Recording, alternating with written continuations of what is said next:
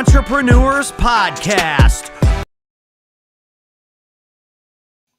Welcome to the Real Estate Entrepreneurs Podcast. Today, I have my friend, Mr. James Lascara. How do you pronounce your last name, James? Lascara, like mascara with an L.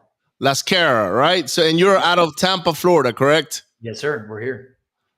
And you're a real estate investor, correct? All across the board. So tell me, man, how do you get started in real estate? Yeah. So around age 26, I realized it was the adult thing to do to buy my first house. And adult thing to do. I like that. Yeah. So I was 26. I just thought I was like getting older, and I was tired of paying rent and not really controlling where I lived. And so I lived in Virginia Beach at the time. I was active duty in the military. And so I bought a house, and shortly after I bought the house, had a roommate living with me, went on deployment, came back, and a neighbor was like, "Hey, I have a friend that might want to be a roommate. Like, are you okay with renting out more rooms?" I was like, yeah, I guess I'll give it a shot. And I realized I could basically live for free, kind of on accident. And so that kind of blossomed into moving to Tampa in 2019, buying more rentals, getting a little bit into the passive multifamily space, starting a development company, and it just kind of grew and grew and grew. But yeah, it started in 2014, really with buying my own first house and starting house hacking. House hacking. So, man, I believe everybody should start that way. You know, like especially when you're in your 20s and maybe you haven't gotten married yet or whatnot. I don't know if you were married at the time. Are you married? I've never been married, but yeah, I mean, house hacking is great. You got to live somewhere. Of course. And I did that, but I did it like through a model that I was leasing the property, but I was subleasing all the rooms to other people. So at the end of the day, I ended up making money with those subleases, right? And the owner was totally cool with it. Like I told the owner, "Look, man, I'm gonna rent this house, but I'm gonna go ahead and rent some rooms to some of the friends that I used to work offshore at the time, that also work offshore, and you know we just want to keep our expenses pretty low, and that's a pretty good way to." To keep your expenses low and make some money, right? But house hacking is even better because you get to buy the property and pretty much somebody else pays for it. It's like having a tenant, right? Yeah, it's good. And you can stack it up with other avenues for tax savings too. You got the capital gains tax exemption that you get after 2 years. You get the 1031 exchange down the road if you turn it into a rental for long enough. So you've got some pretty good strategies you can stack up. Plus you're getting owner occupied debt on it, which is really favorable terms. So yeah, it's a good way to win. I house hacked for a decade. I was a multi-millionaire still house hacking, like renting out rooms. For 10 years. Yeah. House hacking. Wow. Well, it's in your DNA, right? Like when a strategy works for you, there's nothing wrong with that. Like, I mean, I own properties now since 2008 is when I started in real estate. And I wish I knew about house hacking back then. Like, the way that we get to learn it from guys like yourself now in today's, real estate era, I would say, right? Yeah, all the technology, sharing of information. That's right. I wish I would have known that back then because I would have house hacked from day one. Knowing that I could probably buy a house and rent out all the rooms and maybe make a profit out of it. So now today, what is your main strategy today? Yeah, so I'm really big on the real estate education. So we have our own mastermind community here in Tampa. It's more for serious investors that are geographically focused on this area. And then we do some ground up development work. That's urban infill and development, specifically here in Tampa. And that's like smaller project. Most of those are somewhere between 600K to 3 million. So not like crazy big projects or anything. Right. Yeah, usually 1 to 4 units at a time.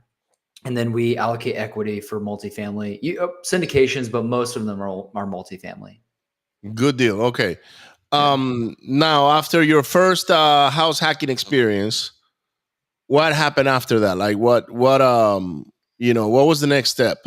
Yeah, for sure. So there's kind of an overlap when I was still in the military, but What getting branch, into real by the estate. way?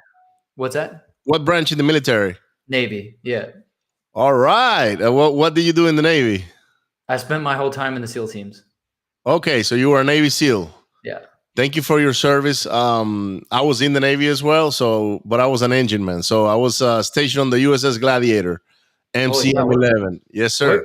what kind of ship is that? It was a minesweeper. Oh, those are small. They're small, man. They call them iron ships, wooden ships, Iron Man, pretty much. That was you. That was tough duty, man. No sleep whatsoever. Oh man, those were probably my toughest 4 years in my life. Yeah, being on a ship is no joke. Here's the crazy thing people don't realize about being on a ship: like, there's no weekends. No, and I had duty every 3 days. So if I had duty today, which I had to stay on board the ship, then I will get tomorrow off, and then the following day I had duty again. So it was like, I could never get a whole weekend off. Pretty much, I always had to have duty either on a Friday, a Saturday, or a Sunday. So it was very hard for me to like travel at the time and go see my girlfriend at the time in San Antonio. I was stationed down in Corpus in Ingleside. Okay. But yeah, thank you for your service, by the way. Yeah, you too. You too. How long were you in the Navy for? 15 years. So on paper, I'm still in the Navy. I'm on terminal right now, and I'll be out in July. So Okay, so you retired on July from the U.S. Navy. 20 years. 15. I'm doing 15. Oh, I realized that real estate was kind of becoming a little bit more fulfilling for me, and so I decided to make the pivot with 15 years. Can you retire in 15 years now? No, I'd have to go 20, but that extra 5 years wasn't worth it to me. Of course, especially after you see the money you can make, in real estate and outside, even with just a mastermind, right? Yeah, I mean, it's to me, yeah, can you make a lot of money? Sure. But to me, it's also like freedom of my own schedule, not having to move on somebody else's decision. So there's a lot of other factors that went into it. And so it just felt like way more of this is kind of woo woo, if you will, but way more of my life's purpose to go ahead and make the shift. I also felt like after, I deployed 4 times in 7 years when I lived in Virginia Beach, moved down here to Tampa, realized like I felt pretty proud. I felt honorable about the amount of time I had served, and I wasn't going to go back to like an active platoon. And so just based on rank. So I felt good that it was time. You kind of know when you need to hang it up. That's how I felt. And it was time. So. Yeah, I only did 4 and got out, man. I didn't see my, I wanted a lot of the same things that you wanted, right? Freedom, own my time, own my schedule. Yeah. In the military, regardless of the branch, when they say jump, you just say how high, right? Or you jump, and then they might say, hey, that's not high enough. Jump again, right? So I completely agree with you when it comes to the time. But 15 years is a long time, brother. So congrats to you, anyways, on being able to do that for 15. Now, the whole 15 years, were you in the SEALs teams? Yeah, I went straight from college into SEAL training, and then I spent my whole time in the community. So, yeah. Yeah, one of my good friends, his last name is Graf. His son is a SEAL. You probably know the guy. Because the SEAL, how big is the SEAL community? It's a few thousand. It's a few thousand. Okay. Yeah, it's pretty small, but you don't know everybody. Okay. Yeah, I'm not sure. But yeah, I mean, it was time. It was time. I just felt like, I worked staff work the last few years doing like equipment acquisition for the community, and I just realized that real estate started to feel a little bit more fulfilling to me as I learned more, was doing it more, and especially there's something special about using some of your own lessons learned and some of your own business growth, and you see somebody maybe with a challenge that you've already worked through in the past, and you can help them, and then they get the result and they feel proud of themselves. Like there's something really special about lifting others up in that process. I'm really drawn to that. So that's a big catalyst for me, exiting my full-time like military stuff to really get after it with real estate for sure. Good. So, all right. So you're getting out after 15 years. That's a pretty tough decision. I don't know how easy you came about, saying, okay, I got 5 more years. You can collect retirement after 20.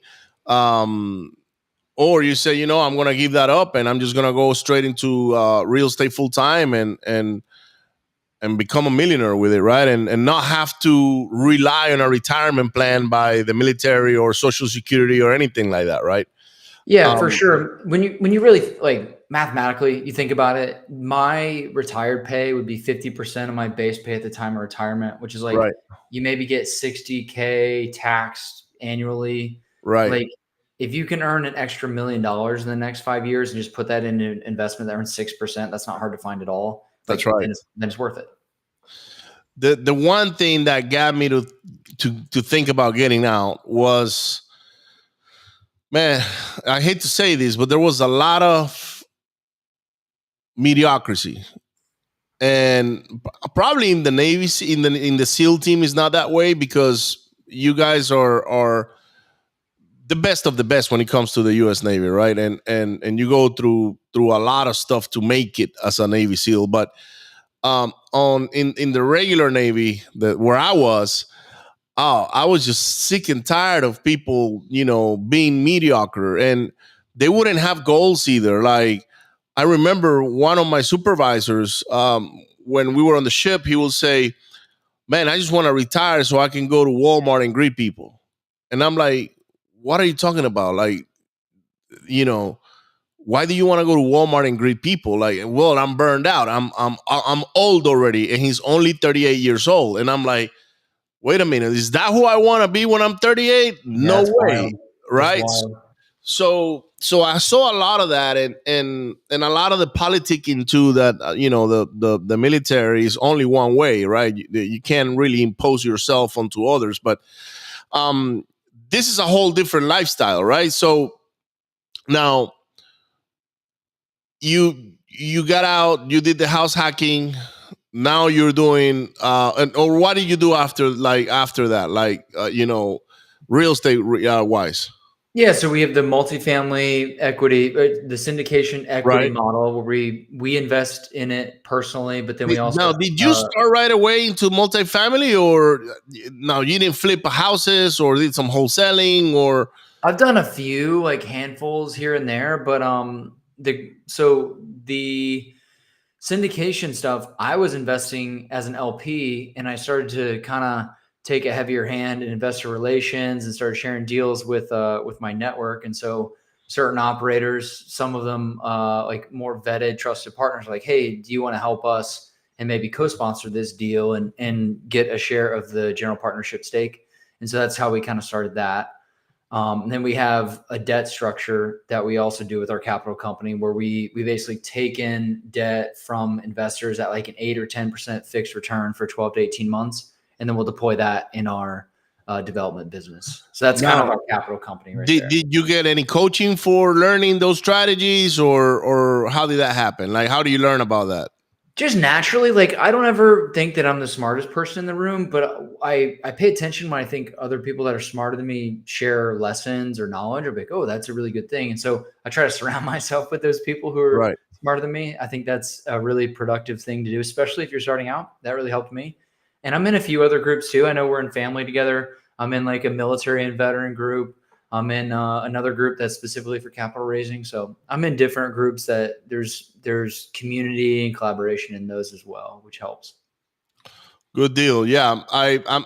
I just never. When I started by watching TV. I saw a guy flip a house, and I said, "Huh, I can do that." And I was working in the oil and gas business at the time, and that's why I wonder how you came about on getting into multifamily and doing syndications.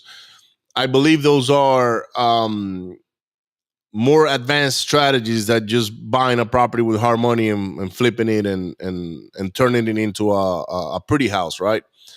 Um, can you tell me a little bit about the journey when it comes to like becoming a multifamily investor?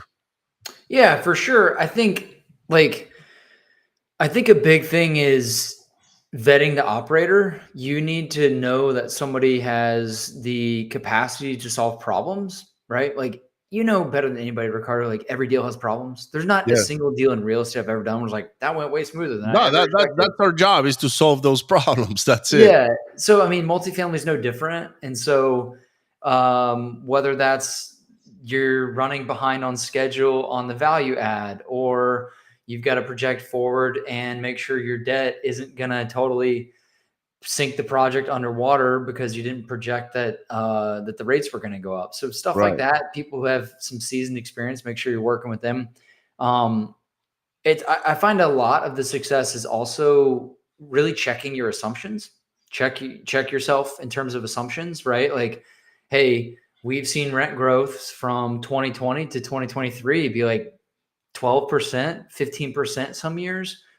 It's probably not a great assumption to assume that that can continue. So checking your assumptions and be really conservative, because the reality is when we analyze projects, we are all making some types of assumptions. Just make sure your just make sure your assumptions are really conservative. That's a really big part of it as well. Got it. Um, what's the ideal property for you? What is it that you're looking for? I don't find the deals. I mostly work with operators who I trust, who I've invested with before, who find the deals, and then I'll invest in those and I'll share the deals with my network who also wants to invest as LPs. Oh, okay, so you pick, the GPs, right? Is what they're called. And then you become part of their deal, and then do you help raise capital for it, or what? Yes, yeah. So the SEC is pretty clear that just raising capital, you can't be awarded GP equity ownership just for that. So we perform an investor relationship role where we help with some of the reporting, we help with some of the asset management, the messaging, and help bring in capital on the front end. And so, that's been pretty productive as far as our ideal project, ideal deal. Right. It's usually in the Southeast, less than 100 units. Try to pick it up with some equity at the purchase, right out the bat at acquisition.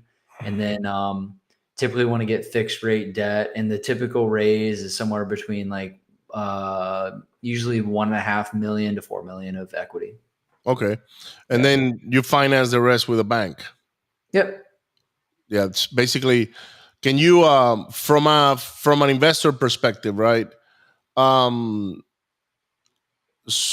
less than 100, why less than $100? Just the scale.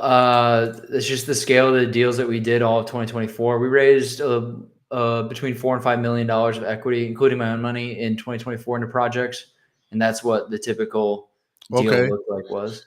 Yeah, I have a friend. His name is Robert Martinez. He's called by here in Texas the apartment rock star. But his ideal deal size is no less than 200 units. So I would send him sometimes, we stumble into, let's say 140, 160 units, and they're like, Ricardo, these are too small for me. I need them, 200 and up, and now I think he was like 300 and ups. And so he just focuses on the larger scale type, buildings, right? So now, do you guys? I would assume those are like Class C to Class B type buildings, Exactly. Okay. Yeah. We did five projects in 2024. Let me think here. One was in Georgia, one was in Florida, 2 were in North Carolina. One was in North Carolina and 2 were in Tennessee. Okay, so you're doing them all over the Southeast. It's not just Florida, but Georgia. Now, what are the laws, like the difference in that you guys encounter? Like, I know Tennessee has different real estate laws than like Florida, for instance, for maybe like foreclosures or whatnot. Do they also apply for like tenants, like the amount of time you can evict them or whatever? Like, it's funny because we're dealing with this in North Carolina a little bit on one project. The laws are different. Some of the tenants there have realized that by reporting certain code violations, they can basically extend their eviction along.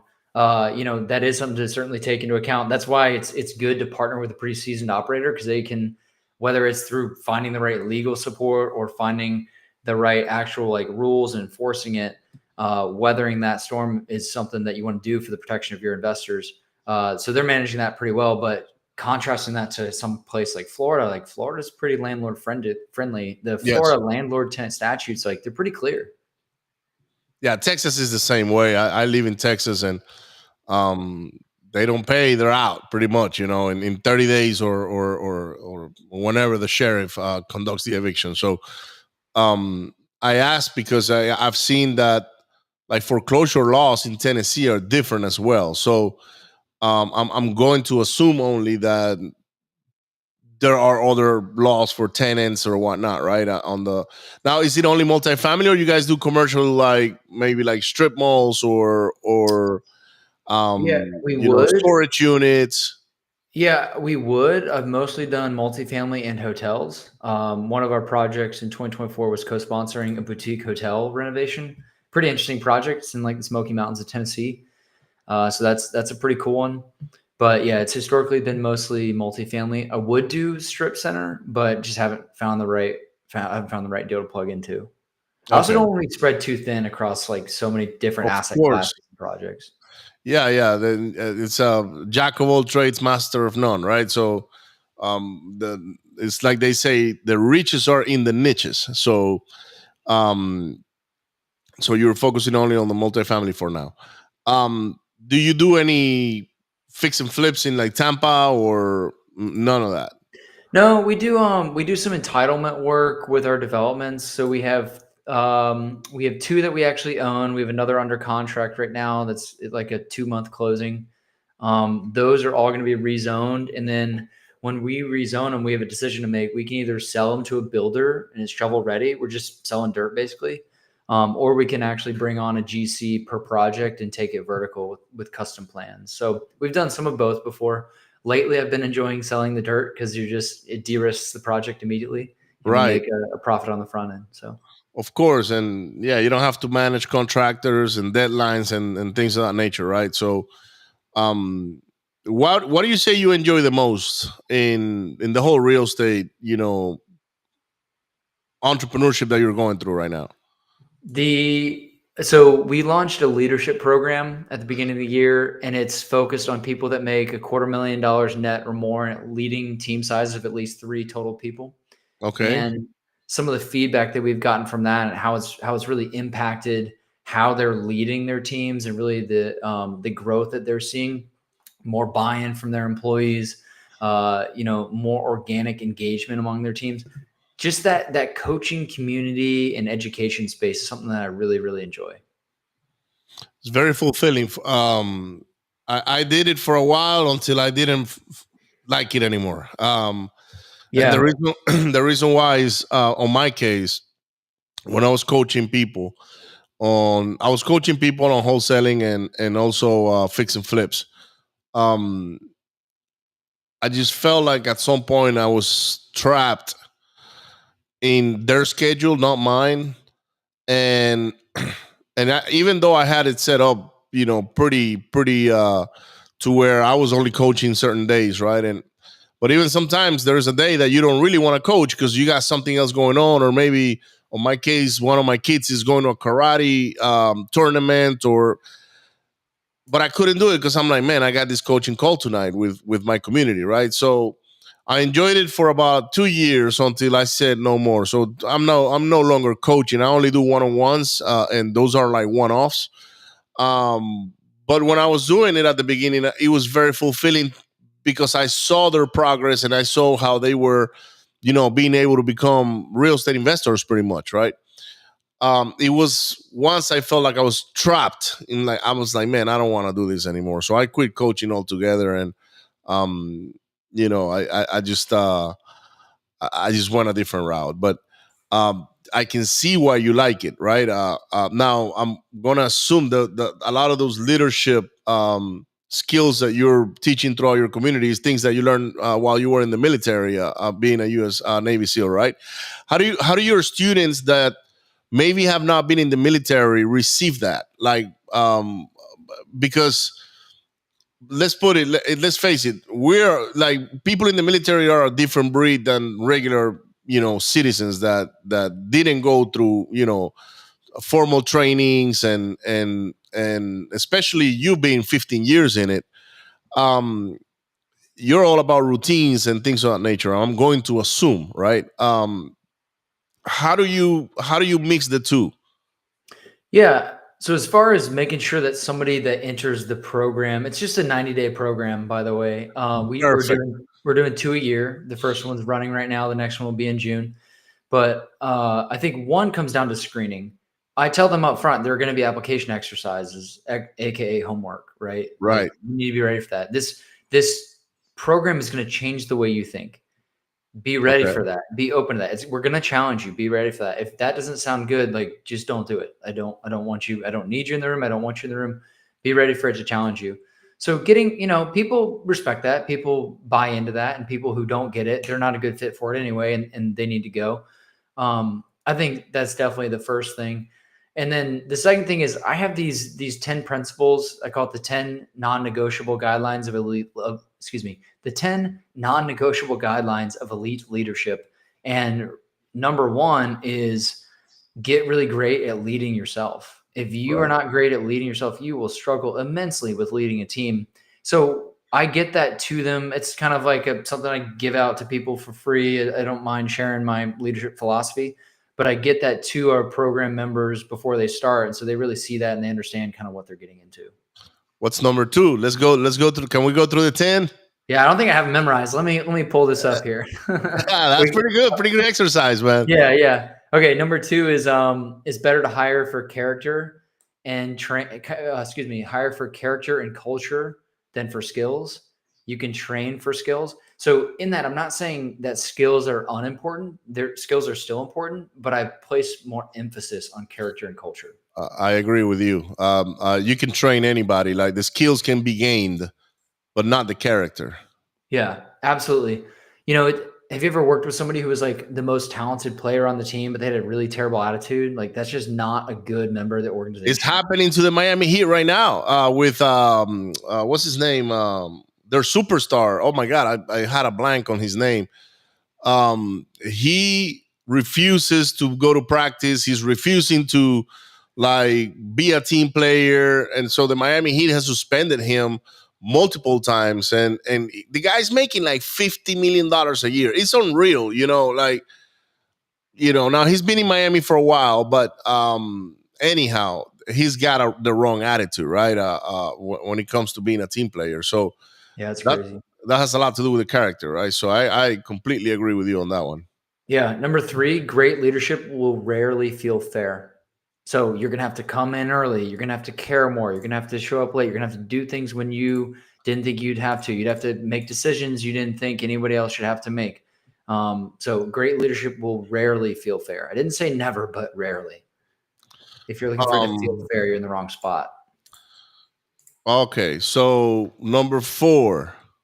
Okay, number 4, 98% of issues in an organization can be resolved or prevented with effective communication. And specifically, I think this comes down to uncommunicated assumptions. As people, we all have to make assumptions about the decisions we're facing in business, about various things. But when you have uncommunicated assumptions, you're on different pages as somebody. That's when you really start to have issues in your own organization. All right, number 5. Number 5, despite seeking the greatest good for the greatest number of people, some people, even ones in your organization, will still misunderstand your intentions. All right, number 6. As a leader, as a leader, you will have people say bad things about you, and you will not always have the ability to defend your position. So let it go. Happens to me all the time. Number 7. Despite wanting the best for your people, you will eventually have to make decisions that don't benefit them. Good. That's a hard one. Yes. Number 8. All right. Great leaders are in the practice of creating other leaders, not trying to scoop all the power themselves. Yes. The And pie is big enough for everybody. What's that? The pie is big enough for everybody. For sure. So individuals that are elite contributors to your organization, to a high performance organization, will actively seek and welcome coaching, constructive feedback, growth, accountability with clear expectations. So as a leader, you're in the business now of people, and your job is to provide them with those things. Awesome. And the next one? Your business will only grow to the level of your leadership. That's right. That's good. That's pretty good. So those are your 10 principles that actually. Now, do you give that to the people before they join your program, or I'll give it to anybody. Yeah. It's like a lead magnet for us. Like I'll share that with anybody. The last one though, this is number 10, keeping low performers around high performers diminishes everyone's abilities, including your high performers. yeah, not only that, it's the one bad apple, right? Will always contaminate the rest of the good apples. So um we even separate people now in our call center that are new from the old ones, because we want to make sure that by the time we transition them into like being full time with the team, they have they're worthy of being with those guys, right? So um in the past we mix them all up, and sometimes even though we do predictive index and things of that nature, the character shows up, and the wrong things happen. So I like that. All right. So is there a website that people can go and hit you up on for maybe if they want to become part of your community or they want to reach out? Yeah, um the best way to reach us really is at JPL Invest on Instagram. all right. Rather than me spelling out the whole website, just hit us up on Instagram, JPL Invest. All right. And what is next for James, man? Like you're working on great projects, and I love this project that you got going on right now. Who's your before you say what's next for you? Who's your um avatar for your program? You say they have to make $250,000 net a year, Yeah, but we have kind of two things, right? We have the Elite Investor Mindset Group. That avatar is for serious real estate investors who want to collaborate in Tampa. If okay, you're geographically focused, maybe you live in Tampa, maybe you're investing in Tampa, and you're pretty serious, that's really the alignment of our group, geographically focused on Tampa. We do a lot of stuff on capital raising, a lot of stuff on ground up development, some flip, some wholesale. So it's really a community built around the geographical focus of Tampa. you That's the first thing. do you have people flying in? Sometimes we have a few remote members that invest here and then they come in. We meet once a month in person. So because we're here Right. geographically, we do a lot of in-person stuff, which is great. Awesome. What's the second requirement? Well, so the second program that we have is our leadership intensive. That's our 90-day leadership program for entrepreneurs. So the minimum guidelines for that has to make $250,000 net per year with a team size of at least 3. And they have to know that they want to improve as a leader. Those are basically the guidelines. And is that more like, I don't know, life coaching, I would say, as opposed to real estate related, or is it real estate? Like, how would you classify that specific group? Yeah, it's purpose tailored leadership guidance specifically for entrepreneurs. Okay, so it's entrepreneurs. So it's roofers, builders, like insurance Regardless, people, right? So regardless of your industry, for entrepreneurs. good deal. All right. So what is next for you? What does the real estate world? Where are you headed in the real estate world? I would say. Yeah, I think our ground up development business in Tampa is really fulfilling. So we're aiming to do 10 projects this year. So that'll be really good. That'll be more than we did last year for sure. So we have 3 that are already in motion right now, and then 1 under contract. So we're on a good trajectory for that. We are still growing our investing mastermind. So our local focus group will end up capping that at 150 people, and then we'll have a waiting list. To me, I've always been more focused on quality than just like stuffing the community with a bunch of people that maybe shouldn't be there. And so it is invite only. It will remain invite only. And Right. that's turned out to go very well. Good deal. And when it comes to like those ground ups that the new builds that you're doing, are those houses or are those multifamilies, or like what kind of property? Typically 1 to 4 units. 1 to 4 units. Yeah, right now we have 3 separate 4-unit projects, one of which is the one under contract that we're acquiring. And then the last one that we have is actually going to be, we already own it. It's a 19 unit.